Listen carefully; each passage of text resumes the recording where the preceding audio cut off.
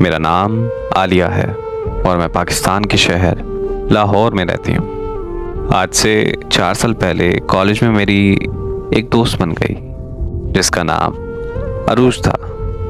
अरूज को social media पर एक लड़के से बहुत मोहब्बत हो गई। मोहब्बत भी ऐसी कि वो हर वक्त उसी का नाम लेती रहती थी। वो लड़का पाकिस्तानी था लेकिन 5 सालों से वो इटली में रह रहा था। एक दिन मैंने अरूज से बातों बातों में पूछा कि अगर तो वो लड़का तुम्हें ना मिला तो। मेरी बात सुनकर वो रोते हुए कहने लगी कि मैं अपनी जान दे दूंगी क्योंकि उसके बगैर मैं जीने का तसव्वुर भी नहीं कर सकती। अरूज एक नरम दिल की लड़की थी जो बातों बातों पे रोने लग जाती थी। अरूज ने उस लड़के को तस्वीर में देखा हुआ था जबकि उस लड़के ने अरूज को कभी नहीं देखा था क्योंकि अरूज ने कभी उससे अपनी तस्वीर शेयर नहीं की थी और ना ही कभी उससे वीडियो कॉल पर बात की थी। यहाँ तक कि अरूज उससे ऑडियो कॉल पर भी बहुत कम बात करती थी। उन दोनों की बातें ज़्यादातर मैसेजेस पे होती थीं। दोनों के रिलेशन को 2 साल गुजर चुके थे और वो लड़का पाकिस्तान वापस आ रहा था। अरूज बहुत खुश थी क्योंकि वो पहली बार उस लड़के से मिलने जा रही थी। जिस दिन उस लड़के ने पाकिस्तान आना था उसी दिन अरूज मुझसे मिलने मेरे घर आई। अपना फ़ोन मुझे देते हुए कहने लगी कि ये फ़ोन आज के बाद तुम इस्तेमाल करोगी और वो लड़का 2 दिन बाद मुझसे मिलने के लिए आ रहा है तो मेरी जगह तुम उसे मिलने जाओगी। और उस लड़के को ये कभी भी पता नहीं चलना चाहिए कि वो जिससे मोहब्बत करता है वो तुम नहीं बल्कि मैं हूँ।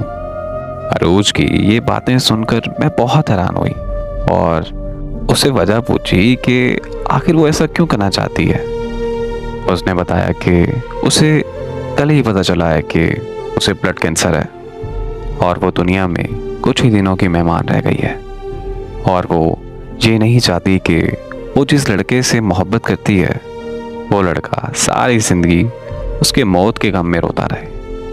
वो बस उस लड़के की खुशियाँ चाहती है और यही उसकी ज़िंदगी की आखिरी ख्वाहिश है। अरूज की ये बातें सुनकर मैं उससे गले लगा कर रोने लगी और फिर उसने मुझसे वादा लिया कि मैं उस लड़के को कभी हकीकत नहीं बताऊंगी और तब ना चाहते हुए भी मुझे उससे वादा करना पड़ा। फिर मैं उस लड़के से मिलने गई और उसे बताया कि मैंने उससे झूठ बोला था कि मेरा नाम अरूज है बल्कि मेरा असली नाम आलिया है। वो लड़का मुझसे मिलकर इतना खुश था कि उसे इस बात से कोई फ़र्क नहीं पड़ा। इस तरह उस लड़के से मेरी शादी हो गई। अरूज हमारी शादी पर आई थी और उसने अपने हाथों से मुझे दुल्हन बनाया था।